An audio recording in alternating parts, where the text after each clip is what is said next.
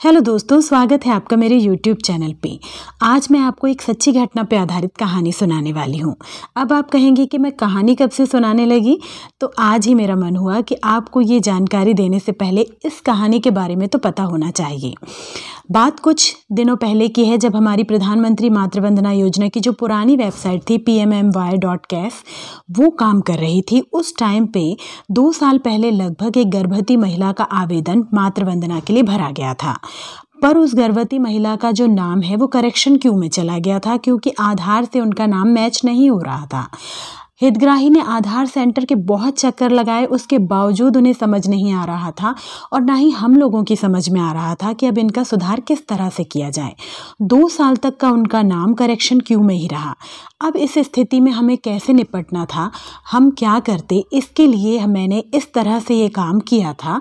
इस तरह से आधार की वेबसाइट पर उनके आधार अपडेट की हिस्ट्री देखी थी, तब जाकर कहीं उनमें सुधार हुआ था और लगभग साल भर पहले उनका जो भुगतान नहीं हो पा रहा था वो भुगतान हो गया था। तो देख लेते हैं कि किस तरह से हमें करना है। सबसे पहले हमें आधार की वेबसाइट को सर्च करना है।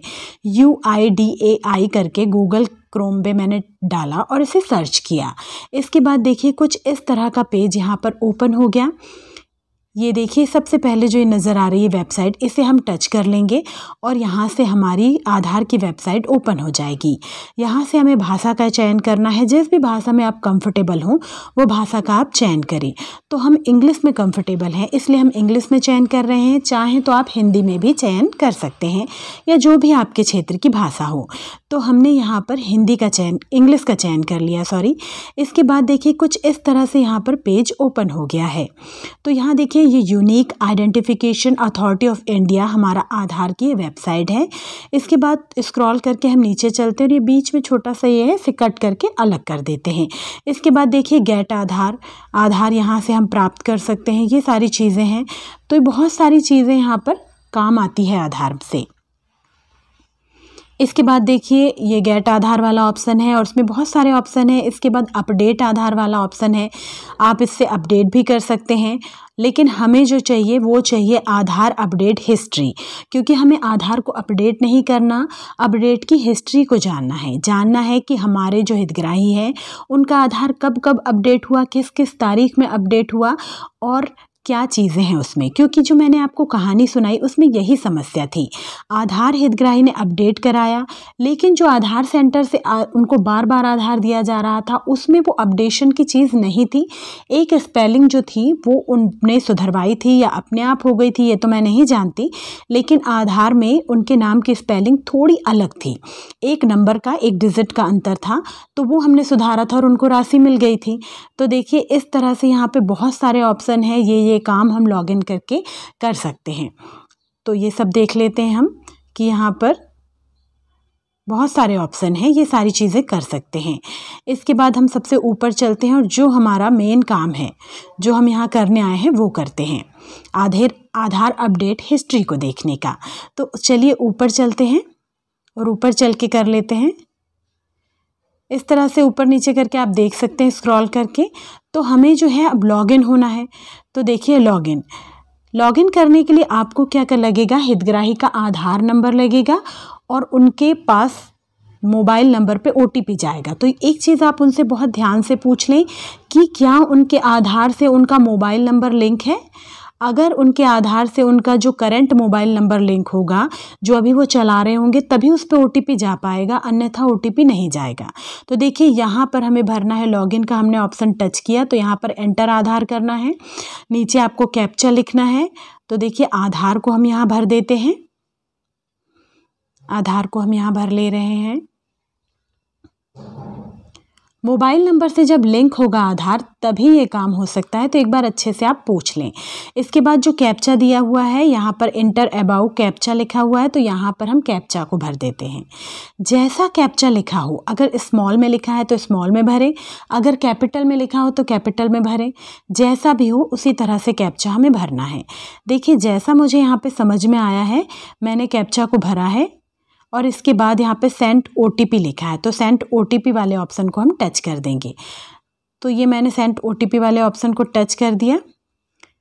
लेकिन जो हमारा कैप्चा है वो सही नहीं है बता रहा है। कैप्चा वैल्यू डजंट मैच, मतलब कैप्चा आपने सही नहीं भरा है कह रहे हैं।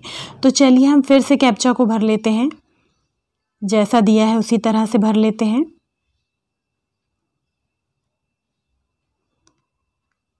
थोड़ा सा वीडियो लंबा होगा, लेकिन इसे आप स्किप करके बिल्कुल ना देखें, ध्यान से देखें, तभी आपको समझ में आएगा। इसके बाद यहाँ पर हम सेंड OTP कर देते हैं। तो OTP के लिए देखिए यहाँ पर नीचे दिखाई दे रहा है OTP जनरेशन सक्सेसफुली, ये देखिए। और इसके बाद यहाँ पे OTP का जो है 60 सेकंड मिलेंगे आपको, 1 मिनट का टाइम मिलेगा। इसके अंदर आपके पास OTP आ जाएगा और आपको वो OTP को यहाँ भरना भी होगा। नीचे जो एंटर OTP वाला ऑप्शन नज़र आ रहा है उस पे जाके तो देख लेते हैं कि क्या हमारे पास OTP आता है। देखिए समय ख़त्म होता जा रहा है, 15 सेकंड 14 सेकंड, लेकिन अभी तक हमारे पास OTP नहीं आया है। हो सकता है कई बार OTP नहीं आता है, तो हम दोबारा प्रयास करेंगे। तो देखिए यहाँ पर भी यही समस्या आई है कि हमारे पास अभी तक OTP नहीं आया है। तो हम यहाँ पर रीसेंड OTP वाले ऑप्शन को टच करेंगे और OTP रीसेंड करने के लिए रिक्वेस्ट करेंगे। तो ये रीसेंड OTP वाले ऑप्शन को आप टच कर दें। देखिए फिर से हमें 60 सेकंड 1 मिनट का टाइम मिला है, तो ये टाइमर हमारा चालू हो गया है। फिर से वो बता रहा है OTP जनरेशन सक्सेसफुल।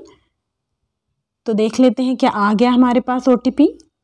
देखिए OTP हमारे पास आ गया है, ये ऊपर में आपको मैसेज नज़र आ रहा है कि OTP हमारे पास आ गया है। तो इस OTP का जो नंबर है हम यहाँ टाइप कर देते हैं। इसके बाद यहाँ पे जल्दी से हम लॉगिन कर देंगे क्योंकि हमारे पास टाइम बहुत कम है। तो हमने लॉगिन कर दिया है OTP डाल के, ये देखिए जल्दी से मैंने लॉगिन कर दिया यहाँ पे। और इसके बाद इस तरह से यहाँ पे पेज ओपन हो जाएगा। दाएं कोने में सबसे ऊपर जो है हमारी फ़ोटो नज़र आएगी जो आधार में है, छोटी सी फ़ोटो नज़र आ जाएगी वहाँ पे। और ये देखिए यहाँ पर पूरी सर्विसेज दिखा रहा है कि कौन कौन सी सर्विसेज इस वेबसाइट से होती है। डाउनलोड कर सकते हैं आप आधार, ऑर्डर आधार PVC कार्ड के लिए भी कर सकते हैं, एड्रेस अपडेट कर सकते हैं, और जो भी चीज़ आप करना चाहें वो कर सकते हैं। तो देखिए यहाँ पर ये सारी चीज़ें हैं, एड्रेस अपडेट, और स्क्रॉल करके ऊपर कर लेते हैं इसे। और ये बैंक लिंकिंग स्टेटस, देखिए बैंक से आपको अपना आधार लिंक कराना है तो वो बैंक से ही होगा। आप चाहें कि इस वेबसाइट से हो जाए तो वो इस वेबसाइट से नहीं होगा। तो आप इस चीज़ को ध्यान रखें। इसके बाद जो है authentication history, offline EKYC, payment history, ये सारी चीज़ें यहाँ से आप देख सकते हैं। और स्क्रॉल करके ऊपर चलते हैं, my head of family, request, और इसके बाद डॉक्यूमेंट अपडेट।